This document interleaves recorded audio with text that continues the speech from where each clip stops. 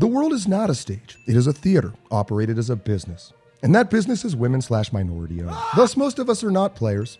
We're more like the minimum wage slaves that sweep up the trash under the seats after each and every cyclical propaganda screening.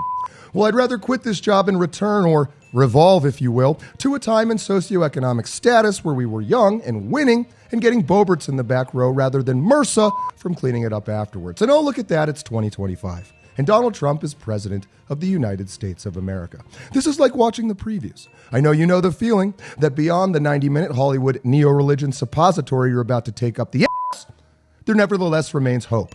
Teasers of future productions that will make everything okay.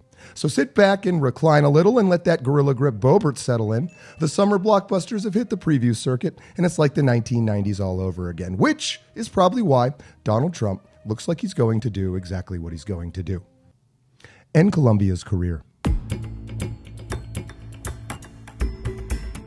The plot of this film begins this past Sunday when Colombia denied entry to deportation flights from the United States. The flights, carried out on U.S. military C-117 aircraft, departed from California carrying about 80 Colombian migrants each. Initially cleared for landing, the flights were grounded after Colombia President Gustavo Petro suddenly revoked all diplomatic clearances. In a statement, Petro's office wrote that the flights were halted not because he did not want to facilitate the return of Colombians back into his country, but because the government was prioritized, quote, dignified conditions for the migrants, quote. The government of Colombia, under the leadership of President Gustavo Petro, has arranged for the presidential plane to facilitate the dignified return of Colombian nationals who were to arrive in the country today in the morning hours coming from deportation flights. Conspicuously absent from Petro's propaganda is the admission that these illegals did not arrive in the United States by dignified presidential plane, but instead by coyote, which sounds cool until you realize it isn't a small caniform friend, but a small cocaine-addicted human with a kukri and a penchant for all-you-can-rape buffets. You could deport Colombians by handing them a Razor scooter and kicking them into a minefield, and it would be a significant improvement over how they got here in the first place. Point being, a C-117 is a dignified return for an international criminal who should be thankful that the feminized United States isn't like every other country on the planet for all of human history, who would have returned you as a brain-dead meatball with no teeth. Enter President Donald J. Trump. President Trump responded aggressively by threatening Colombia with several measures, including a 25% tariff on Colombian goods, which he said would rise to 50% after 1 week, a travel ban, immediate visa revocations for Colombian officials, and enhanced custom inspections.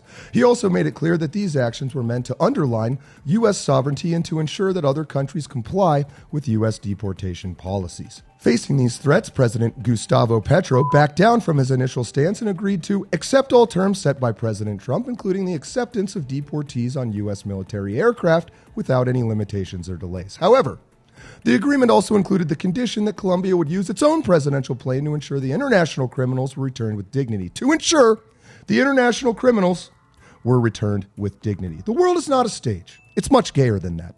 It's real. How long will America continue to sacrifice its real sovereignty for the fake dignity of criminals? If Donald Trump is to be believed, about 8 minutes.